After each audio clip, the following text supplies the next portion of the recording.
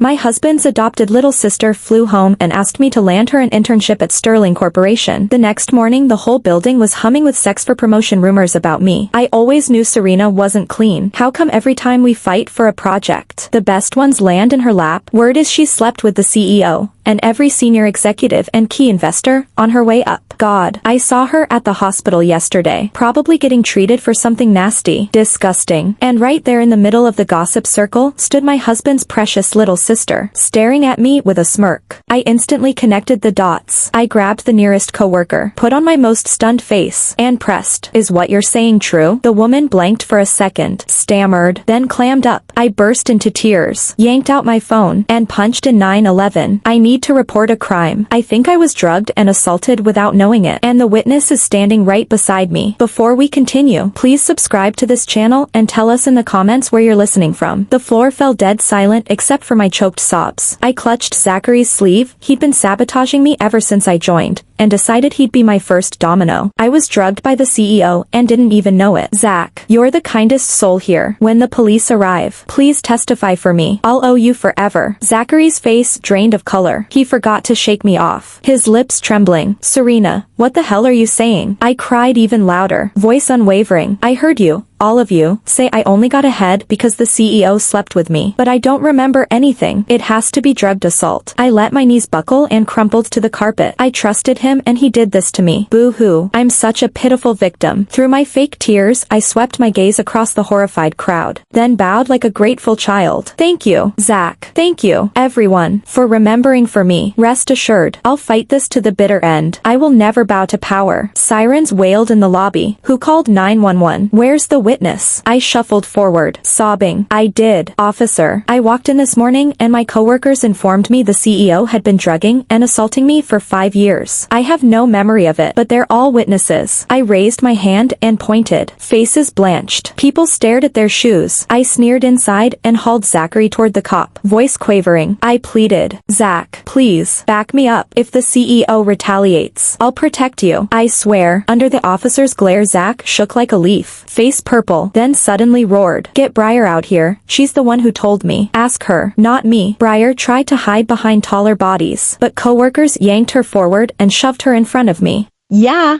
We were just repeating Briar. If anyone testifies, it should be her. Briar's face was ghost white, eyes moist, legs wobbling. I admired the tremor in her knees and thanked her sweetly. Briar, Julian always says you're an angel, and he's right. You're the only one brave enough to speak up. I paused, tilting my head. But you only flew in yesterday from Los Angeles, and you've never worked here before. How could you possibly know the CEO assaulted me? Briar, if you have any evidence, show it now. The panic in her eyes flicked to cunning. She shot me a venomous glare, bit her lip, and whimpered, Sis, I don't know what you mean. We were just discussing where to order lunch. I never said anything about you and the CEO. Maybe you misheard? Sure, you fought with him in his office yesterday, but you can't file a false police report just to get back at him. She darted a meaningful look at Zachary. Enlightenment dawned on his face. Right, Serena. Whatever beef you have with the CEO, you can't trash his reputation. He's engaged. If this gets to his fiancée, you'll wreck a family. Fingers swung back to me. The chorus chimed in. No joke. Serena, ingratitude is ugly. You were a fresh grad with zero experience, and he gave you a shot. One rejected proposal, and you repay him with lies? Maybe you threw yourself at him, got rejected, and now you're throwing a tantrum. Stop trying to drag us down. We know nothing. I widened my eyes in fake disbelief, tears streaming. But you were just saying. I bent at the waist and turned to Briar, beseeching. Briar, I'm your sister-in-law. You'll help me, won't you? Sis, like I said, we were talking about lunch. I can't commit perjury, even for family. Briar cut me off, chin lifted in triumph. Before this explodes, apologize to the nice officer. Filing a false report is a crime. You know. Zachary jumped in, eager, and apologized to us. If the CEO hears you smeared him, that shiny new promotion to project lead will vanish. Under the officer's skeptical stare and the room's sneering laughter, I clenched my fist, lifted my phone, and hit play. But the voice memo says you sang a different tune just now. I always knew Serena wasn't clean. How come every time we fight for a project, the best ones land in her lap? Word is she slept with the CEO and every senior executive and key investor on her way up. God, I saw her at the hospital yesterday, probably getting treated for something nasty. Disgusting. I saw her too. She came out of some old guy's Beverly Hills townhouse Sunday morning, hugging him in broad daylight. Who knows how filthy she is behind closed doors. Word is she's even knocked up. Poor husband, cuckolded and stuck raising another man's kid. I pressed pause and drank in the warped horror on Briar's face for a moment, then swiveled toward the officer, tears shimmering. So the drugged assault wasn't the work of just one person. Officer, I believe it was premeditated, and I'm terrified there's an entire trafficking pipeline underneath. I intend to sue every person caught on this tape to reclaim my name. The officer's expression hardened. The detective behind him stepped forward and laid a gentle hand on my shoulder. Don't be scared, Serena. We'll get you justice. She pivoted, radioing for backup. In broad daylight, they pull this filth. Think the law's just decoration? Tell the squad to draft the arrest warrants, lock the suspects up now. Her brows slammed together. Start talking. Concealing a crime is still a crime. She jabbed a finger at Briar. You're the victim's little sister and the first to know. You give the first statement. Briar stood hollow-eyed, refusing to budge. When the prodding became unbearable, she choked out a hiss at me. Serena, don't you feel any shame? For a breath, I didn't follow. Briar worried her lip, chin lifted in stubborn defiance. Even if it really happened, saying it out loud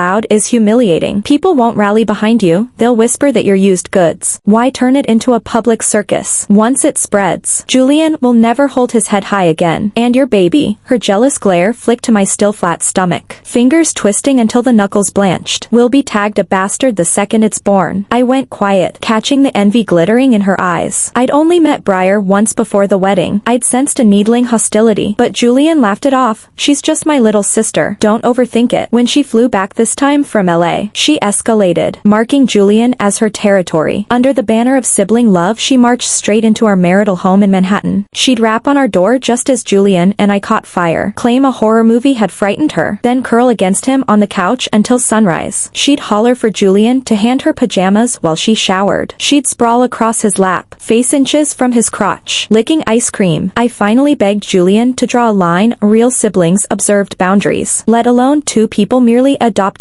into family. The man who'd always taken my side exploded. Serena, filth is in the eye of the beholder. Quit the drama. Try being half as considerate as Briar. Briar loitered in the living room, biting her lip, tears streaming like rain. Sis, I've missed my brother so much I got carried away. If you hate me staying, I'll pack right now. Just stop insulting what we share. She spun toward the door. Julian yanked her back, snarling at me. You'd shove a young girl into the night. Anything happens, it's on you. If you can't stand Briar under this roof, then we're both leaving. You keep the house. They stalked out without a backward glance. Disgust tasted like iron in my mouth. I nearly filed for divorce that week, but the lab slip changed everything. 2 pink lines. I couldn't stomach my child born fatherless. I apologized to Briar, slipped her an internship at Sterling Corp, and let Julian move back. Staring now at her naked jealousy, I decided I was done bending. I speed-dialed Julian and granted him one final chance to stand beside me. If it turns out I was drugged and raped, would you, like Briar just warned, find me an embarrassment? He barreled in fast. Company owner Ford and senior partners trailing in confusion. Even as steel bracelets snapped around their wrists, they still hadn't pieced the puzzle together. Ford's face was storm black as he swept the room, barely caging his rage. Someone explain this circus. I offered no words, only tears. The detective edged in front of me, slapping the arrest warrant onto her clipboard. Ford, Carter, Mitchell, Gray, you're under arrest for the organized, premeditated, drugged assault of Serena. Come quietly. For the first time, the unflappable billionaire looked vacant, head whipping toward me in disbelief. When have I ever? The gray-haired senior sputtered, veins throbbing. Preposterous. The detective's eyes flashed. Threaten the victim again and we'll add charges. Employees here will testify. Ford studied the bleached faces of his staff, then pinned his gaze on the girl sobbing into Julian's shirt. Talk. What the hell is going on? Briar shrank, burrowing deeper into Julian's arms. Mute. But the timeline finally clicked for Julian. Fury knit his brow and he lunged, ramming a fist into Ford's cheek. Animal, how dare you touch my wife? My heart gave a grateful lurch, until Briar seized his arm, voice shaking yet accelerating. nauseating, as if repetition could conjure truth. Julian, who knows, maybe Serena seduced the boss, flipped the script when it suited her, and that's why she skyrocketed up the ladder. Cornered, she hypnotized herself, words galloping faster. That's it, Ford's loaded. Why force a married woman? She threw herself at him, got caught, and now she's crying wolf. Tears wobbled as she stabbed a finger at my belly. Julian, that baby could be any man's spawn. She's cuckolding you and expecting you to bankroll her brat, all so she can lock you in later. The blaze in Julian's eyes dimmed under a film of belief. He stared at me like I was trash. Serena, when did you become this shameless? You disgust me. I closed my eyes, a brittle laugh escaping. So, will you be ashamed of me? Julian, his fists clenched, wrapping an arm around Briar. He stepped away as though I reeked. You hoard your way to a promotion. How's that different from a streetwalker? Once this circus ends, we're getting a divorce. Sure enough, whenever the words came from Briar's lips, Julian believed them without question. Whenever it was her word against mine, he always chose hers. I nodded calmly. Fine. The detective gave my hand a gentle pat. Let's go. Everyone involved is coming to the station to make statements. Briar shook her head frantically, shrieking and stabbing a finger at me. There was no drugged assault at all. Serena throws herself at rich men and wants to use her baby to climb the ladder. Officers, just arrest Serena, this woman with her twisted morals. I'm innocent, don't take me. Ford stood motionless, face storm dark, teeth clenched as he ordered his assistant to bring every page of his calendar and every second of security footage. We'll settle this right here. The moment I find out who started these lies, I'll make sure she pays a price she can't afford. The security footage flashed onto the widescreen, and Briar's eyes slammed shut. She crumpled in a dead faint. Chapter 2. A midnight parking lot clip played in crisp resolution. Briar, the little sister, who always looked so fragile in front of Julian, had slipped in and out of different senior executives and key clients' luxury cars on multiple nights near the Grand Hotel. Posture practiced. Intimacy nauseating. Next came an accidental recording from the break room. Briar's voice carried a coaxing lilt. Zach, all you have to do is help me ruin Serena, smear her so she can't stay in this company or anywhere near Julian. Once I'm Mrs. Hale, deputy director is yours. Julian always listens to me. Zachary hesitated. But Director Serena, her results are solid. There's nothing to grab. Solid results? Briar let out a brittle laugh, sharp and mean. Women have plenty of ways to hit targets. Look how fast she's climbed. We just make people think she used those ways. Truth or not, gossip becomes gospel when every tongue is against her. Who'll believe she's clean? Julian will be the first to dump her. I stood frozen, ice flooding my veins. So every late night, every presentation, every win I'd fought for could be smeared and twisted by a few casual sentences from her. Worse, Julian, my husband, was the very first person she counted on to abandon me. The tech team kept going, tracing the rumor IPs. They'd found constant contact between Briar and an overseas encrypted IP. While she was abroad in London, she had flooded Julian with fabricated stories about me and male colleagues, male clients. That same overseas wallet had wired her fat sums,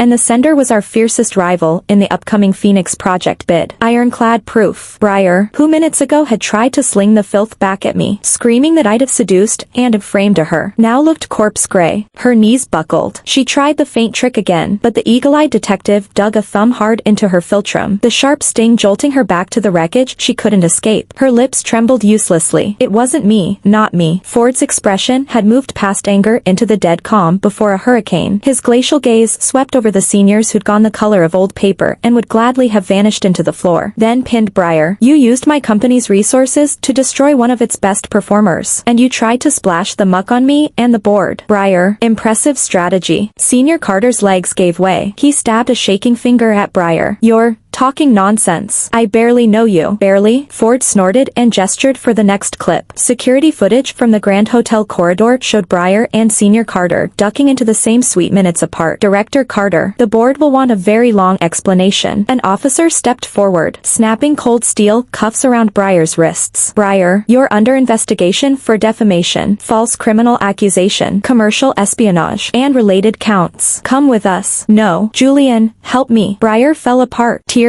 and snot running, pleading with Julian in raw desperation. I did it for you. I love you too much. Serena doesn't deserve you. Julian looked nailed to the floor, bloodless, eyes wide with shock, disbelief, and the dawning agony of a world overturned. He stared at the pure, fragile sister he'd sworn to protect, now wild-eyed and shackled, then at me, standing calm at the edge of the scene, watching him with something close to pity. At last the rage of the duped ignited in his eyes. For me? His voice came out parched. You slandered my wife, nearly ruined her, let our unborn child be called a bastard. And you call that for me? Briar, what am I in your eyes? Some puppet you can twist at will. Julian, listen, it's not like that. Briar clawed for the last straw. Enough. Julian cut her off, voice cracking, eyes shut in defeat. He told the officer, please, handle this by the book. Zachary and the rest of the colleagues who'd happily joined the smear campaign were noted one by one. Sterling's disciplinary mill and the law would grind them next. The same faces that had sneered at me now oozed panic and apology, shooting me pleading glances. I didn't look at them. My gaze slid over Briar, skin ashen, held upright by cops, over Julian, who seemed hollowed out in a single breath, and finally settled on Ford, still carved from ice. I stepped forward and bowed deeply. Ford, I'm sorry. My family's mess brought scandal and damage to Sterling Corporation. I accept full responsibility. Ford studied me, eyes unreadable. Perhaps even he hadn't expected a garden variety rumor to unearth such tangled malice and corporate sabotage. After a long beat he said, you're a victim too. Finish with the police first. Sterling will render its own verdict. His tone had softened considerably from the frost it carried earlier. I knew I had won the bet. I had used a method so brutal it almost left me with no way out. But in the end I had not only scrubbed my name clean, I had also helped the company excise a malignant tumor. The police investigation moved like clockwork, faced with an unbreakable chain of evidence. Briar confessed to every count, fabricating the sex for promotion rumors, attempting commercial sabotage. I thought the curtain had finally fallen and I could breathe, could start thinking about Julian, about the baby, about whatever future might be left. But I had still underestimated Briar's combat strength and the deep, immovable place she occupied in my ex-husband's heart, and in the Hale family's. Just when I believed everything would settle, the detective called. During another interrogation Briar had suddenly reversed her testimony, weeping that she had acted only after years of domestic battery and psychological torture at my hands. She claimed I ruled the house like a tyrant, forbade her to go near Julian, heaped verbal abuse on her, even shoved her. Cornered, she had hatched a plan for revenge. The story sprouted wings, flapping straight to Julian and his mother. So the man who had only just begun to look at me with something like remorse, after the truth came out, crumbled again beneath his mother's nightly wails and Briar's tale of woe. Somewhere inside him it was always easier to believe the strong wife was bullying the fragile sister, because that version made his own blindness, and the wounds he kept inflicting, feel less idiotic, less unforgivable. My ever-calculating mother-in-law stormed the Marriott hotel where I was staying. Serena, I never imagined you could be so vicious. She barged in, finger stabbing the air inches from my nose, spit flecking my face. Making scenes outside is bad enough, but torturing poor Briar at home. She calls Julian Big Brother. How could you lay a hand on her? I watched her the way you watch a bad actor forget his lines. Mom, the police have confirmed every rumor was manufactured by Briar. As for domestic violence, where's her evidence? Medical report, police call logs, witnesses besides you two. On the other hand, I wiggled my phone, have voice memos and photos of her deliberate provocations, late-night intrusions, even parading half-dressed in front of Julian. Want a preview? Mrs. Hale sputtered, color draining and flooding back in seconds, then doubled down. I don't care what you've got. I watched that child grow up, good-hearted. She'd never frame you unless you wronged her first. She's already locked up and you still want to ride her into the grave? Then Julian appeared, haggard, eyes sunken, his gaze a tangle I couldn't read, voice almost pleading. Serena, Briar, she knows she was wrong, even if she lied. Maybe it's because you were so hard on her. She felt unsafe. She's young. She lost her head. Write a letter of forgiveness. Okay, it'll lighten her sentence. She grew up with me, and Mom's always treated her like a daughter. I nearly laughed in sheer rage. Hard on her, lacked security, lost her head. She's 1 year younger than me. Julian, she spread rumors that I whored my way to promotions, claimed I was drugged and raped, almost destroyed me and the baby. And you want me to forgive her because she felt unsafe? What about my safety, our safety? Well, you picked her over us again and again. Mrs. Hale cut in, voice shrill. But you're fine now. Everyone knows you're innocent. Have some mercy. If you refuse, you're strangling this family. What about Julian's career? What will Ford think? Don't forgive her. Then divorce? Our Hale family doesn't need a heartless daughter-in-law. Julian stayed silent, offering no protest, pinning me with eyes that said every shred of blame lay with my refusal to be reasonable. I looked at the two of them, my once beloved husband, the mother I had tried so hard to please,